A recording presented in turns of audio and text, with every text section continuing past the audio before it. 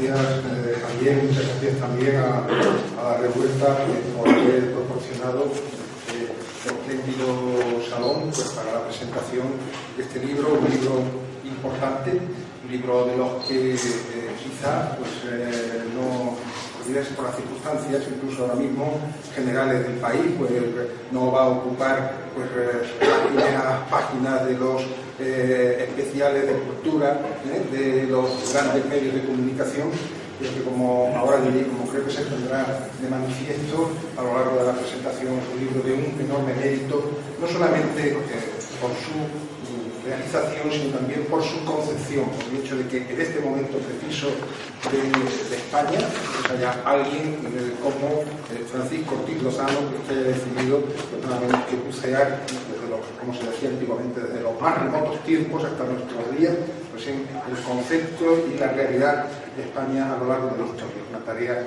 inmensa que verdaderamente se ve que ha realizado además con un enorme cariño y un enorme patriotismo, como evidentemente es, pero también con un enorme acierto. Ya hablaremos de esto a lo largo de esta presentación.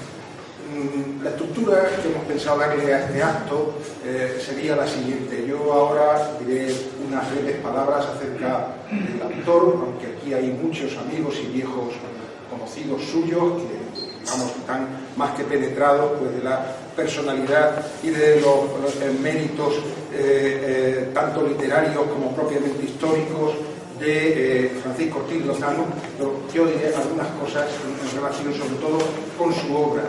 Y a continuación él nos hablará sobre su libro y después, pues, como pórtico al coloquio que nos gustaría que dominase este acto entre el público y el autor, pues yo voy a hacer un poquito también de introductor de ese coloquio, haciendo algunas preguntas que me ha sugerido y reflexiones que me ha sugerido la lectura del libro, de tal manera que él ya en sus contestaciones pues seguro que va pues, ir dándonos claves sobre esta obra, como digo, esta obra importante, y estará implícito pues también el deseo suyo y mío pues, de que esto se abra inmediatamente a todo aquel pues, que quiera realizar algún tipo de pregunta, o reflexión o comentario. Bueno, Francisco Ortiz Lozano nace en Málaga, un año muy importante para la historia de la humanidad, el año 1956, y no hay que pensar en la revolución húngara, en la guerra de Suez, etc. Es un año importante para la humanidad y importantísimo para mí porque yo también nací en 1956. Entonces, pues esta pequeña casualidad pues ya crea un vínculo de quinta, ¿no? Entre Francisco Ortiz Lozano y yo, que la verdad es que nos sirvió cuando hace poco pues, nos pudimos volver a ver después de mucho tiempo, pues nos dio para algunas risas y algunas anécdotas. Bueno, él estudió magisterio, los viejos estudios de magisterio, la especialidad de matemáticas. Quiero subrayar esto, porque este señor, que nace en Málaga en el año 56, que hace magisterio, el viejo y prestigiosísimo magisterio español en la especialidad de matemáticas, pues por una serie de circunstancias no azarosas, en parte azarosas y en parte yo diría que genéticas, pues realmente se ha convertido en lo que yo ya le califiqué así en una columna que le pude dedicar hace unos meses a este libro y al autor, pues en el Hércules, sin más, en el Hércules de la historiografía española actual. Y ahora van a ver ustedes por qué sostengo yo que estamos ante el Hércules de la historiografía actual por los trabajos evidentemente que realiza.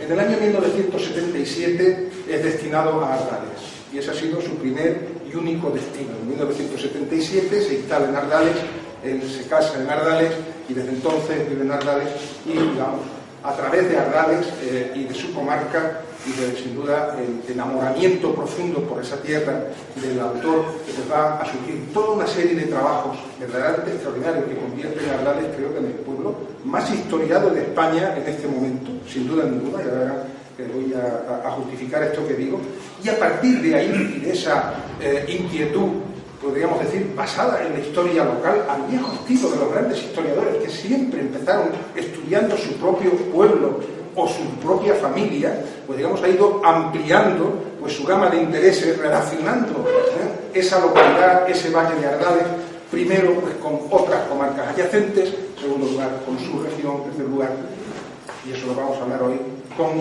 España. Entre los años 89 y 92, publica 4 tomos con un total de más de 2000 páginas sobre ardales en la historia.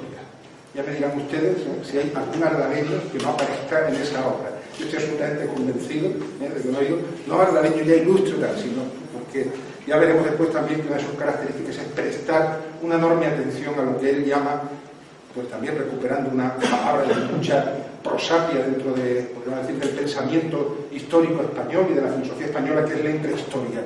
Él se preocupa mucho de la intrahistoria, se preocupa mucho del paisanaje, de las gentes de cada lugar. Entonces, escribe más de 2000 páginas que las publica en 4 tomos entre 1989 y el 1992. Y en el año 2001 escribe un libro de 733 páginas sobre historia, familias y molinos de la villa de Mijas.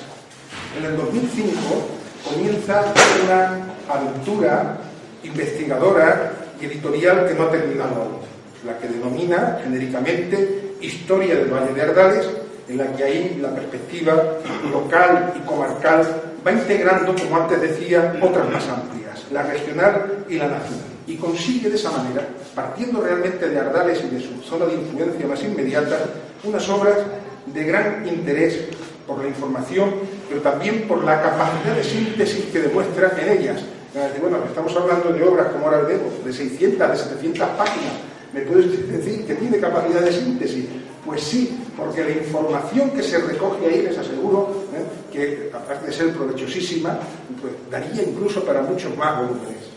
Yo, concretamente, les mencionaré 2 de estos tomos, otro no lo he leído, sinceramente, que es el primero de ellos, el volumen primero, publicado en el año 2005, un volumen de 622 páginas sobre prehistoria y edad antigua, pero el volumen segundo, publicado en 2010, que lleva el título de Bobastro, la ciudad de la perdición, gloria y refugio de la cristiandad, que es como se refiere una crónica musulmana, pues a ese enclave que protagonizó pues, la mayor resistencia de la cristiandad sometida al Islam en Al-Ándalus entre aproximadamente el 890 y el 880 y el 928, que es el momento en que es tomada al asalto y reducida la resistencia cristiana allí, pues como digo, escribe en 787 páginas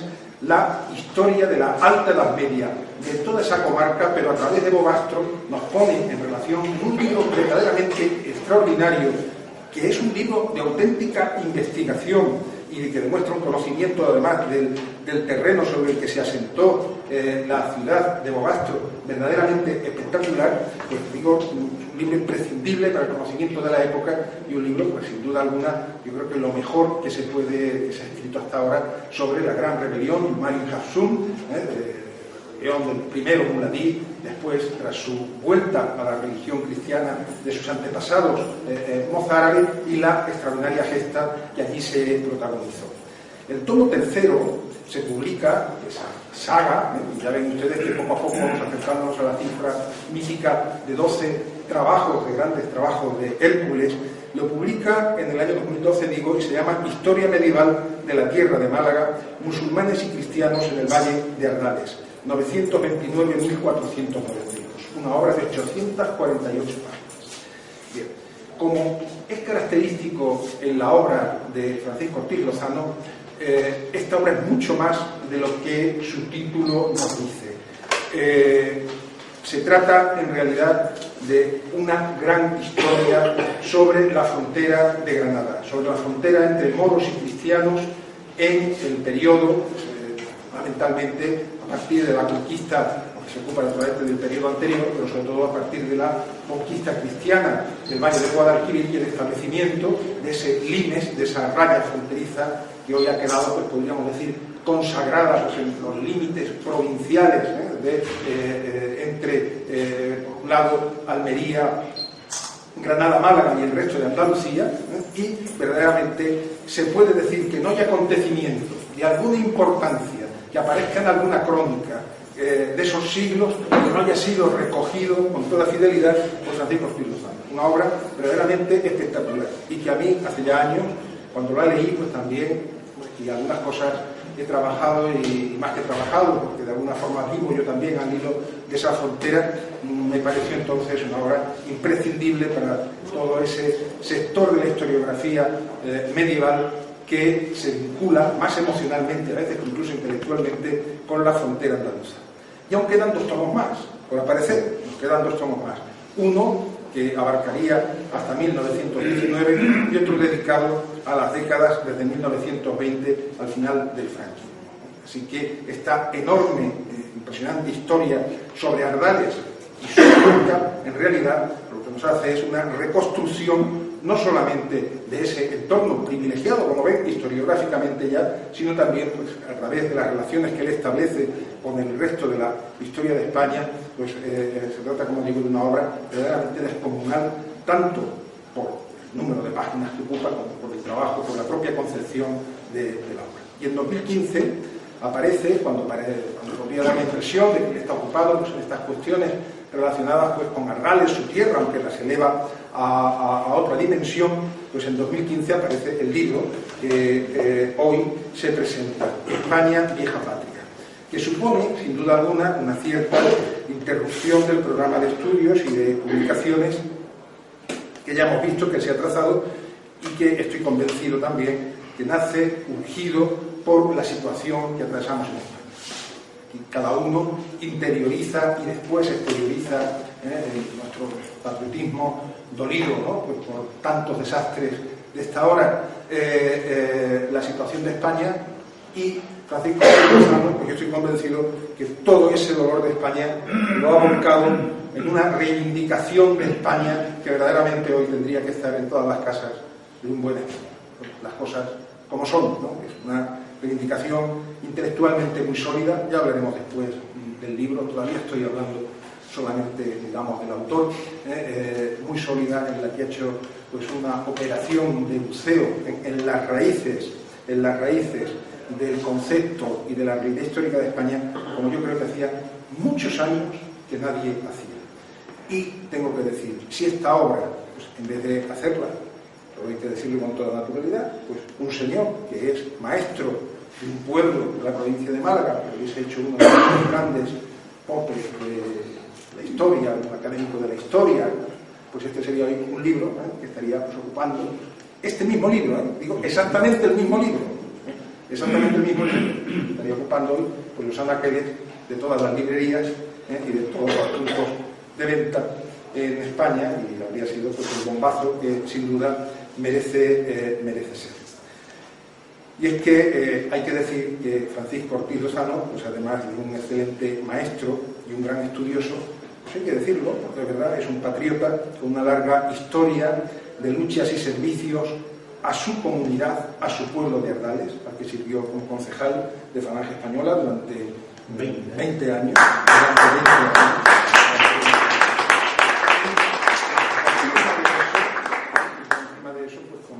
Muestra en este libro pues a España, un hombre que ha dejado su piel en el servicio de España, en el servicio a su pueblo, y ahora también con estas otras armas de la historia y de las letras.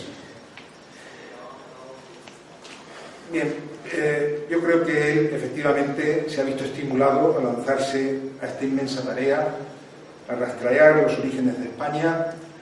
Y lo que sí quisiera decir es que no crean ustedes que por el hecho, ¿no?, de verse quizá urgido por esos sentimientos, pues ha bajado ni siquiera pues, 1 milímetro pues, la exigencia que él mismo se ha marcado en todas sus obras, a lo largo de todo esto que he venido hablando, en cuanto a la calidad, en cuanto a la metodología empleada, en cuanto al sacrificio que, sin duda alguna, la concepción y la realización de una obra como esta, de cuántas páginas, 820 páginas aproximadamente, por otra parte, muy bien ilustradas y extraordinariamente, una cartografía original suya también interesantísima, de todo lo que esto ha supuesto.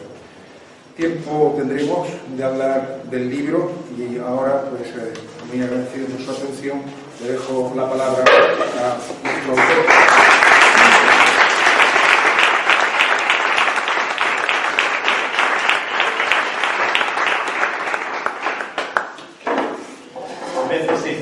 cada capital de provincia un Rafael Sánchez Sau o la mitad de un Rafael Sánchez Sau.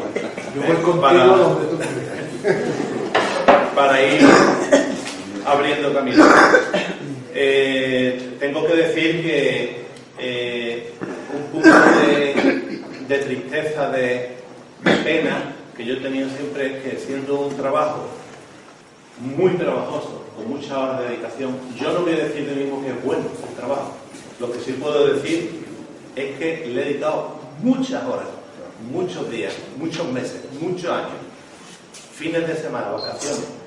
Pues digo que tenía un punto de tristeza, un punto de pena, que por la humildad de uno, por la humildad del pueblo donde vive, por la humildad quizá de la profesión, que es muy digna, mi profesión, pues que no llegara al público, no se supiera que existe. Entonces, cuando Rafael la conoció, la leyó, la valoró y dijo públicamente lo que era mi obra, pues imaginaros qué significó esto para mí. Cuando él me escribía y él me comentaba lo que le habían parecido mis libros. Eso significó pues un altabonazo de fuerza y para seguir en el trabajo y en la lucha. Mi intervención la divido en 4 partes. Una, muy breve, que es la oportunidad del libro. La segunda, decir por qué es un libro de historia de España. La tercera, un esquema, todo lo más breve que pueda, sobre el contenido del libro. Y la cuarta, que es brevísima, es aspectos anecdóticos del libro y de la publicación del libro. Primero, oportunidad y urgencia del libro. Bueno, pues él ya lo ha dicho. En el momento en el que estamos, yo me he salido de mi guión preestablecido de hacer una historia comarcal, provincial, local, que era la pauta que yo estaba haciendo, y me he tenido que coger y decir, bueno, voy a dejar esto aparte, pero esto es urgente sacar esta obra. Que yo lo que no sé es por qué no lo han hecho pues otras personas que podrían haberlo hecho, ¿no? De más categoría intelectual que yo. Y entonces pues digo, bueno, pues yo mismo me pongo a estudiar y hacerlo. No es algo que yo haya estudiado o ido a estudiar esa fuente en estos años para escribir el libro, no, era un bagaje que yo tenía catalogado, tenía sacado de mis consultas de archivos, de mis consultas de bibliografía desde hace ya muchos años, y que yo la tengo perfectamente catalogada en mi casa, y digo, este libro hay que sacarlo a cabo. Os tengo que decir que la urgencia de hacer este libro es porque ahora está ocurriendo algo mucho más grave que lo que me ocurrió a mí cuando estaba en COU. Yo estaba en COU y entonces el alumno empollón de la clase y el catedrático de historia, don Juan Antonio Lapomba, me dijeron, no digas tonterías, con el Capitán Trueno, porque yo leía mucho el Capitán Trueno. Cuando el Capitán Trueno decía, Goliat, Crispín, ¿qué ganas tengo de volver a la patria? De volver a ver España, porque iban muchos de viaje, ¿no? Decía mucho aquello de Santiago y Cierra España. Y entonces a mí pues me criticaron muchísimo. Si en la Edad Media no existía el concepto de España, en la Edad Media estaban los reinos de Castilla, el condado de Aragón, el condado de Barcelona, etcétera, etcétera, pero no existía un concepto de España. Y yo, como lo estoy diciendo el profesor, me estaban diciendo los empollones de la clase, pues yo cuando me vine abajo y digo, pues esto es verdad, España no existía antes de los Reyes Católicos, como ellos me dijeron. Bueno, pues ¿qué ocurre? Que cuando uno se pone a estudiar, como ha explicado Rafael, durante todos estos años, la historia medieval, la historia antigua de España, se encuentra con las fuentes originales y resulta que las fuentes originales son todo lo contrario de lo que decía ese profesor y esos alumnos empollones. Son un derroche y un canto continuo al concepto de España, a la unidad de España y al proyecto de España como una empresa. Ya en la Edad Media, por supuesto, en la Edad Media, pero es que en la Edad Antigua ya existía ese concepto. ¿Y qué ocurre hoy en día? Pues hoy en día ocurre no solamente con los movimientos secesionistas que están triunfando en Cataluña y en el País Vasco, sino también el resto de España con ciertas ideologías políticas, y también por la dejadez y por la dejación y por los errores históricos, que otra vez se está planteando este problema, pero muchísimo, muchísimo más grave. Y entonces España se encuentra en una encrucijada gravísima, gravísima, que puede, hasta el punto de que puede dar al traste con un proyecto, una aventura, una realidad que tiene ya más de 2000 años y que ahora, en un pispás, pues puede perderse. Un presidente del gobierno dijo hace poco, incluso él queriendo defender la unidad de España, ¿no? Dijo hace poco, no olvidemos que España tiene ya 500 años de antigüedad y es una de las naciones más antiguas de Europa. Claro, Rafael, que es historiador y el que haya estudiado historia, ¿cómo que España tiene 500 años de antigüedad? ¿Pero qué estás diciendo? 500 años de historia no. 500 años de historia, 500 años de antigüedad no. Lo que tiene es que hace 500 años que recuperó la unidad perdida. Pero España ya existía perfectamente, como he dicho antes, desde hace, como mínimo, como concepto, desde hace más de 2000 años. Segunda parte de la charla, es un libro de historia. Un libro de historia de España. Un libro de historia de España, pues, puede tener muchas, muy diferentes cantidades de páginas, de volumen, de profundidad, de densidad. Desde las historias de España, desde la historia de España de Menéndez Pidal, con esos volúmenes, esos numerosos volúmenes tan grandes, con tanta cantidad de detalles de históricos, políticos, de hechos, sucesos económicos, sociales, pues una obra extraordinaria. Hay otros manuales de historia, más pequeños, ¿no? que pues, adecuados a los intereses de cada lector de historia, de los tristemente escasos lectores de historia que tenemos en España, ¿no? Incluso últimamente ha habido algunas historias de España que recogen aspectos más bien anecdóticos o poco conocidos, como Otra historia de España de Fernando Díaz Plaza, bueno, recientemente, hace ya más de 20 años. Historia de España contada para escépticos con el Abagrán, etcétera, etcétera. Hay muchas obras que recogen esos aspectos de la historia de España que son interesantes, pero que pecan de que al ser unas obras divulgativas, pues no tienen notas a pie de página en el sentido de citar el documento, la crónica original de donde se obtienen esas afirmaciones. Yo quiero dejar claro que este libro que he escrito no es el libro de lo que opina del concepto de España y de la historia de España un tal Francisco Ortiz Lozano, que puede ser verdad o puede ser mentira. No, de ninguna manera. Este libro lo que recoge es un catálogo, un repertorio documental de crónicas originales, de poemas, de obras literarias, de obras geográficas originales del tiempo en el que ocurren y que estaban muy olvidadas y muy desconocidas, y que incluso me he llevado la sorpresa de que gente universitaria con la carrera terminal pues que desconocían a esos autores y esas obras. Bueno, pues este libro recoge todo ese repertorio y tiene algo que para mí es muy original, que es que recoge el dato, gloso el dato, sin andarme con fantasía ni nada de eso, gloso el dato y cito el dato a pie de página en el latín original en el que fueron escritas todas esas referencias a España, al concepto, a la unidad y al proyecto a lo largo de los siglos. Y lo recoge a pie de página. El editor, claro, lógicamente, cuando vio el borrador, dijo, no, esto hay que quitarle 200 páginas o 300, quítale todos los latines, porque todos los latines no lo va a leer nadie, y ya te digo, no, es que esto es fundamental. Si esta obra se tiene que caracterizar de algo, es que es una obra que da réplica a ese peligro urgente del que hablaba antes, de los que están escribiendo contra esa unidad de España, contra el concepto de España o contra el hecho de creer que España no existe o que no tiene por qué existir. Y entonces tenía que tener esas pruebas documentales a pie de página, porque esta obra no solamente, como digo, opinión mía, sino réplica contundente contra los que están en contra de esa unidad de España o niegan la existencia de España o corroen el mismo concepto de España. Hay incluso muchos historiadores españoles que están en universidades de Estados Unidos, bueno, muchos, varios que yo he visto, ¿no? que a los que se les suele, o extranjeros, a los que se les suele llamar hispanistas porque estudian todo lo español, es que incluso en la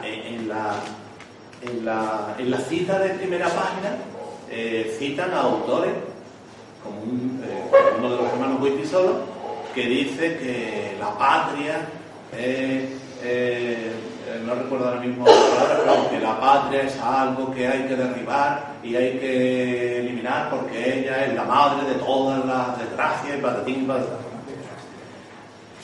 Y diréis, bueno, si este libro recoge tantas citas documentales de la Edad Antigua y de la Edad Media, puede ser un libro aburrido, porque es un lenguaje áspero, un lenguaje duro, ¿no? Nada de eso. Yo fui el primer sorprendido que cuando yo veo esos escritos, esas crónicas, esas obras literarias que hacen referencia a Hispania en la Antigüedad y en la Edad Media, pues resulta que no solamente dan el dato histórico, que es un dato histórico arrebatador para todos los que creemos en España y para la verdad, sino que es que además están escritos con suma belleza artística, belleza literaria. Tercera parte de las 4 de la charla. Un mediano esquema del libro. El libro cuenta con un preámbulo bastante amplio al principio que recoge las diversas teorías que los diversos historiadores del último siglo por lo menos y de los 2 últimos siglos también han elaborado sobre la concepción de España, sobre el concepto de patria, sobre el concepto de nación, sobre el concepto del país y bueno, Unamuno, Julián María, bueno, ahí en el preámbulo viene. Un preámbulo bastante amplio, un preámbulo que ya el editor le dice, ¿por qué no le quita el preámbulo? No, se pone crucerita el libro, pero es fácil, pero esto tiene que ir. Después vienen los 20, el libro tiene 20 capítulos. Sin embargo, el libro acaba en el capítulo 20, mejor dicho. Sin embargo, tiene 21. ¿Cómo es esto posible? Porque tiene un capítulo 0. Un capítulo 0 que es el único que no es historia, que no es realidad histórica, que es mitología. Y que está dedicado a la mitología de lo que llamamos la pre-España o la pre-Iberia. Me estoy refiriendo a lo que Platón en su libro Critia dice sobre Atlántida, que lo localiza perfectamente en las tierras que rodean a Cádiz. Me estoy refiriendo a los mitos de Hércules, a los trabajos de Hércules, y de los 12 trabajos, pues hay 3 que hacen referencia claramente a la península ibérica. Y estamos hablando de la Edad del Bronce. Bueno, pues ahí recojo eso que yo creo que puede ser bastante interesante. A mucha gente le ha gustado mucho ese capítulo 0, que aunque no es historia, y aunque es mucha fantasía, pero es muy interesante. Y ya a partir del capítulo 0 pues ya empiezan los capítulos que son de historia propiamente dicha.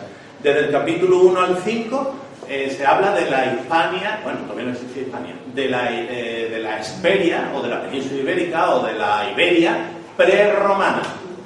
Ahí se habla pues de algunos datos imprescindibles prehistóricos, con mucho Almagro Gorbea. Ahí se habla de Tartesos, los últimos datos al respecto. Ahí se habla de Iberia, cuando nace el concepto de Iberia, qué entienden los griegos por Iberia, los autores griegos, al principio, en medio y al final, porque va cambiando ese concepto de Iberia, porque Iberia es toda la península, etc. Estos datos, la ventaja que tienen es que aunque se ha escrito mucho al respecto, pero ahora los buenos historiadores lo que hacen es, en vez de hacer una obra sintética, general, sobre una historia de España, lo que hacen es estudiar muy bien aspectos concretos de la historia de España, un aspecto concreto, van al fondo de la cuestión y publican esos artículos tan importantes en las revistas históricas de las universidades, que es la manera de hacer historia y de investigar historia. Bueno, pues la ventaja que tiene este libro, perdón por la modestia, es que recoge todas esas últimas aportaciones y teorías aportaciones históricas de estos autores que hacen estos artículos. El capítulo 5 se refiere al euskera y a lo vasco, al hecho vasco. Y en él el lector podrá ver cómo, por una serie de pruebas toponímicas y lingüísticas, pues podríamos decir perfectamente que lo vasco Y es que lo vasco es, digamos, por decirlo a lo bruto, lo más español de todo lo español que existe. Y que el euskera es lo que queda de una lengua, con otros dialectos, de una misma lengua, común que se hablaba en toda la península ibérica, queda el euskera. La toponimia repartida por toda la península ibérica, la toponimia ibera, la toponimia prerromana que existe por toda la península ibérica, se explica en base al euskera en un 90%. El significado de esa toponimia. Después viene desde el capítulo 6 al 9, los más importantes del libro, o uno de los más importantes, que es la Hispania, cuando nace ya el concepto de Hispania, que nace con los romanos. Los historiadores romanos, los cronistas romanos, los poetas romanos, las inscripciones, van a crear el concepto de Hispania. Y entonces ahí pues nos encontramos pues cosas muy importantes. Por ejemplo, Quinto Ennio, en el año 190 a.C., pues ya está hablando de un habitante de Hispania que cuando le dicen oye tú Romanus, dijo no, Romanus no, Hispanus. Ahí también podríamos encontrar pues lo que dice Floro, que es fundamental. Floro en el año 120 después de Cristo dice algo tan importante como esto. Escribe en 120 a.C., pero se está refiriendo a la conquista romana de Hispania, que fue en el siglo II al siglo I a.C. Dice, nunca concibió Hispania alzarse toda ella contra nosotros.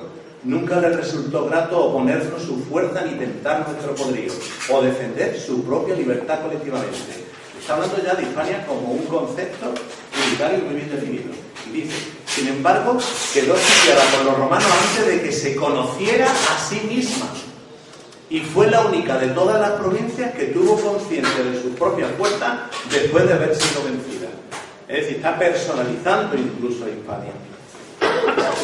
Ahí nos encontramos, por ejemplo, también, pues en 389 después de Cristo, a Pacato, un poco conocido, que para Quirico a Teodosio, que dice, está hablando de Teodosio y dice, en primer lugar, tienes por madre a Hispania, la tierra más afortunada de entre todas las tierras, a la que el supremo hacedor de las cosas se ha complacido en embellecer y enriquecer mucho más interesadamente que al resto de los pueblos. Y para terminar esta cita de Claudio Claudiano, un poeta del que yo no tenía ni idea de su existencia hasta que me puse a investigar, que en el año 400 después de Cristo, exactamente en el 400 después de Cristo, dice, ¿qué voz humana puede rememorar con dignidad tus tierras, Hispania? La India es la primera que baña al sol en sus aguas. Sin embargo, cuando la luz de este muere, tú riegas sus corceles cansados y tus olas, Hispania, refrescan a las estrellas. Le está hablando a Hispania en segunda persona gramatical, como algo, como si fuera una persona. Por supuesto, todas estas cifras y muchas más, he dicho 3 o 4, en el libro vais a encontrar 50, a cual más significativa. Viene con el latín original a pie de página. Un hecho, un detalle muy importante. No solamente hablo de estas citas de autores romanos, sino que me refiero a los simulacros de los pueblos, aquellos desfiles que hacían los romanos en Roma, donde representaban a las provincias como una personificación, y Hispania es una de las principales, junto a Egipto, por ejemplo, y junto a Grecia. Las loas que escribían, las loas a Hispania, que, bueno, pues recorren toda la riqueza